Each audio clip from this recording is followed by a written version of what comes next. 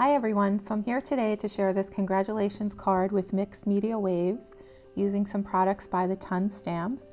And here are those products. There are some standalone wave dies as well as a stamp set, a layered stamp set that if you chose to stamp the waves you could do it that way, but we're going to use the version with layered paper. So we're going to use the dies here primarily.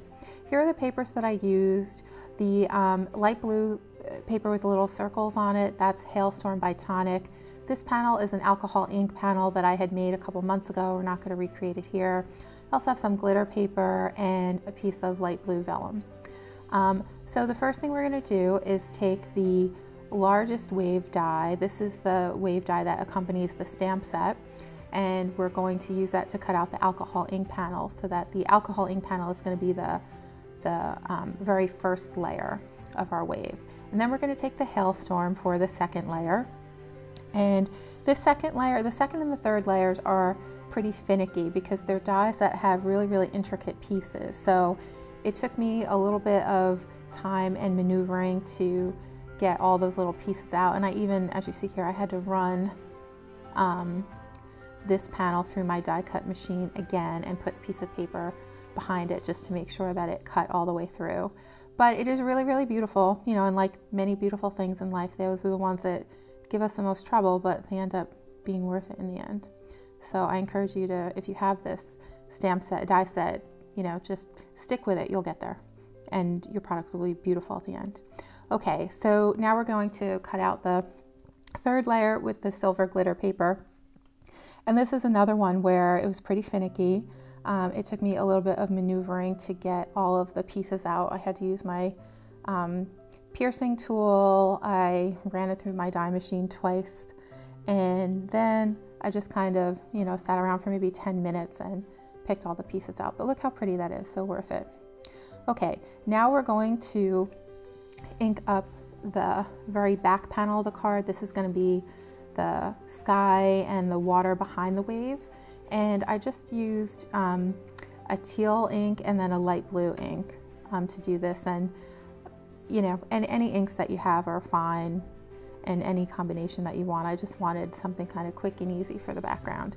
And then we're going to cut this panel down into 5 by 1/4 by 4, so that when we put it onto the A2 size card base, there's a little bit of a border around it.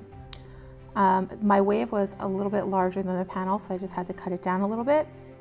And now I'm getting out the stamp set, and the stamp set has these little stamps that are kind of spray or sea foam. So at first I thought I would use that, and I do stamp it with clear embossing powder, but I end up covering it up later on, and you'll see that. Now I'm just going to start attaching the wave dies together, and I'm using glossy accents to do that. Because again, these are really delicate pieces, and I needed an adhesive that was pretty easy to work with to get it done. And then just notice the way that I'm lining up the pieces when I attach them together.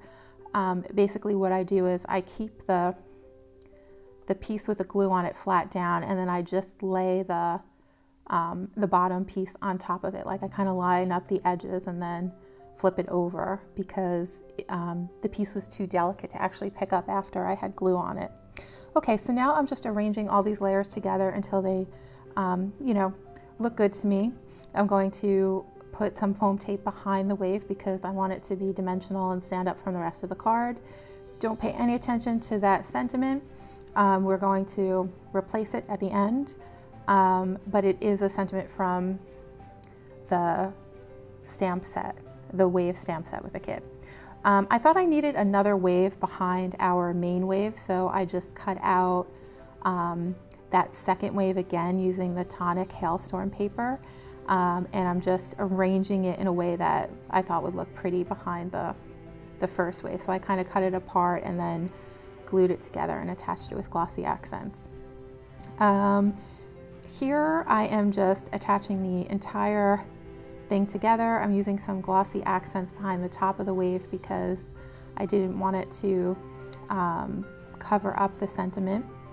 At this point I don't know what I'm doing. I'm just putting some Nuvo drops down because I thought the card needed something more, and I think I thought that you know, this would look like seafoam, but then I realized quickly that it does not. So I keep trying to add all different kinds of colored Nuvo drops and all different sizes, just trying to get it to look right.